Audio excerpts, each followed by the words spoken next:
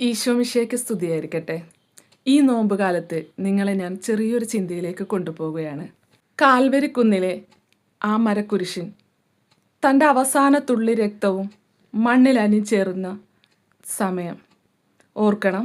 3 വർഷം കൂടെ നടന്ന ശിഷ്യന്മാർ തള്ളിപ്പറഞ്ഞപ്പോഴും ഒറ്റിക്കൊടുത്തപ്പോഴും ഒളിച്ചോടിയപ്പോഴും ഒരാൾ മാത്രം ഈശോൻ്റെ കുരിശിൻ്റെ ചൂട്ടിൽ ഈശോൻ്റെ സഹനത്തിലും വേദനയിലും പങ്കുചേർന്നിട്ടുണ്ട്.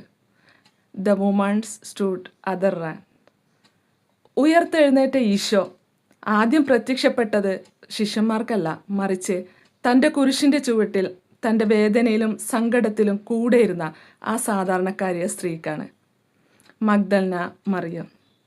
ആദ്യമായി ഉദ്ധിതനെ ഈശോ പ്രഘോഷിച്ചതും ആ സാധാരണക്കാരിയായ സ്ത്രീയായിരുന്നു. അതുകൊണ്ട് തന്നെ ചരിത്രം അവരെ വിശേഷിപ്പിക്കുന്നത് അപ്പോസ്തലൻ ടു അപ്പോസ്തലസ് എന്നാണ്. തൻ്റെ ജീവിതം കൊണ്ട് മഗ്ദലന മറിയം നമ്മളോട് പറഞ്ഞു വെക്കുന്ന കാര്യങ്ങളുണ്ട്. മറ്റുള്ളവരുടെ വേദനകളിലും സങ്കടങ്ങളിലും അവരെ തള്ളിപ്പറയാതെ, കുറ്റപ്പെടുത്താതെ അവരെ കൂടെ ആയിരിക്കാനും അവർക്കൊരാശ്വാസമാകാനും നമുക്ക് സാധിക്കുന്നുണ്ടോ എന്ന് ഈ നോമ്പുകാലത്ത് മഗ്ദലന മറിയത്തെ പോലെ മറ്റുള്ളവരുടെ ജീവിതത്തിലേക്ക് ഒരാശ്വാസമായി സാധിക്കുന്നുണ്ടോ എന്ന് ചിന്തിച്ചു നോക്കാം. ആമേൻ.